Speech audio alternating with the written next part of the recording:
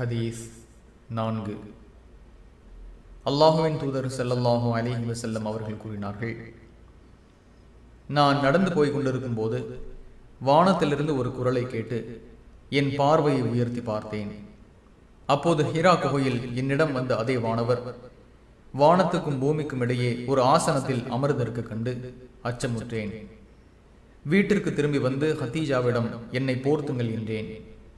அப்போது, போர்வை போர்த்தியவரே, எழுவீராக, மக்களுக்கு எச்சரிக்கை செய்வீராக என்ற 24வது அத்தியாயம் முதல் வசனம் தொடங்கி அசுத்தங்களை விட்டு ஒதுங்கி விடுவீராக என்பது வரை 5 வசனங்களை இறைவன் அருளினான். வஹி நின்று போயிருந்த இடைக்காலத்தை பற்றி கூறும்போது ஜாபிர் பின் அப்துல்லாஹ் ரலியல்லாஹு அன்ஹு அவர்கள் இதை அறிவித்தார்கள்.